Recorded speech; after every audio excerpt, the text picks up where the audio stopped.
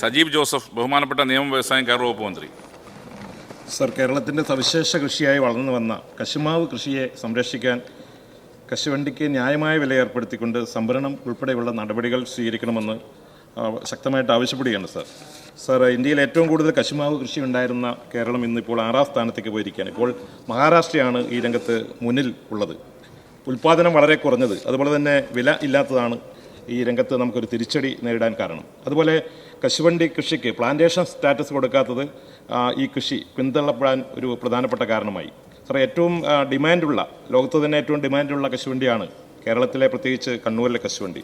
Sir, വളരെയേറെ ദുരിതത്തിലൂടെയാണ് കർഷകർ കടന്നു പോകുന്നത്. ഉൽപ്പാദന ചെലവിന് ആനുപാതികമായ മാന്യമായ വില കിട്ടുന്നില്ല. കഴിഞ്ഞ വർഷം തന്നെ 114 രൂപയാണ് സർക്കാർ താങ്ങുവിലയായിട്ട് നിശ്ചയിച്ചതെങ്കിലും സംഭരണം പോലും നടന്നില്ല എന്നുള്ളതാണ് യാഥാർത്ഥ്യം. സാർ, ഇവിടെ 250 രൂപയെങ്കിലും കശുവണ്ടിക്ക് കൊടുക്കാൻ സാധിക്കും, അതിൻ്റെ പരിപ്പിൻ്റെ വില കണക്കിലെടുക്കുമ്പോൾ.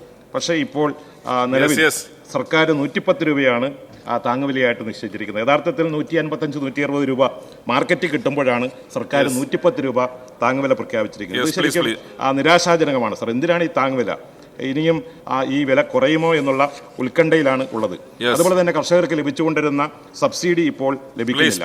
ഇതിലൊക്കെ നടപടി ഉണ്ടാകണം, സബ്സിഡി കൊടുക്കണം. 250 രൂപ തറവില നിശ്ചയിക്കേണ്ടതായിട്ടുണ്ട്. അതുപോലെ തന്നെ സർ, ഇതിന് ഈ കർഷകർ ഈ പൂകരിച്ചിൽ, അതുപോലെ തന്നെ നിരവധി കാരണങ്ങൾ കൊണ്ടുള്ള ഉൽപ്പാദനം കുറയുന്നതുമായി ബന്ധപ്പെട്ടിട്ടുള്ള ഒരു പഠനം ഗൗരവമായി നടത്തണം. കശുമാമ്പഴം നമുക്ക് ഉപയോഗപ്പെടുത്താൻ കഴിയുന്ന കാര്യമാണ്. കോടിക്കണക്കിന് രൂപയുടെ കശുമാമ്പഴമാണ് നമുക്ക് നഷ്ടപ്പെടുന്നത്. അപ്പോൾ ഗോവ മോഡൽ ഫെനിയും സോഫ്റ്റ് ഡ്രിങ്കും ഒക്കെ ഉണ്ടാക്കാൻ സർക്കാർ അനുമതി കൊടുക്കണം. അതും ഗൗരവമായി പരിഗണിക്കണമെന്ന് അഭ്യർത്ഥിക്കുന്നു.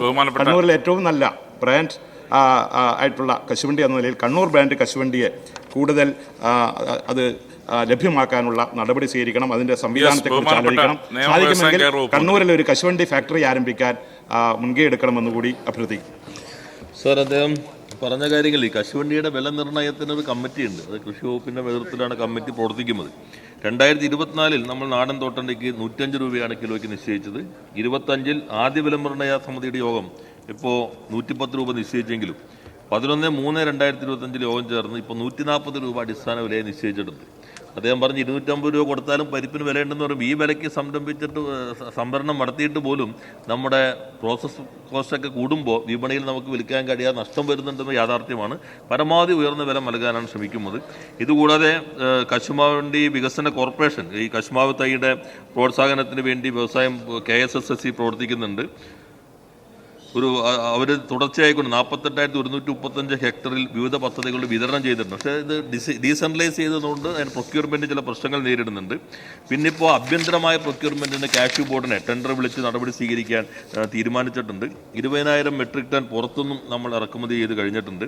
അപ്പോൾ അദ്ദേഹം പറഞ്ഞിട്ടുള്ള ഒരു കാര്യം, ഇപ്പോൾ കശുമാവിൽ നിന്ന് വീര്യമുള്ള മദ്യം ഉൾപ്പെടെ ഉൽപ്പാദിപ്പിക്കുന്ന നിർദ്ദേശം അദ്ദേഹം വച്ചിട്ടുണ്ട്. ഇനി തീരുമാനമായിട്ട് വരുമ്പോൾ പുതിയ പ്രശ്നങ്ങളൊന്നും ഉണ്ടാക്കാതിരുന്നാൽ മതി. എന്തായാലും അത്തരം കാര്യങ്ങൾ നമുക്ക് പൊതുവെ ചർച്ച ചെയ്യാവുന്നതാണ്. Yes.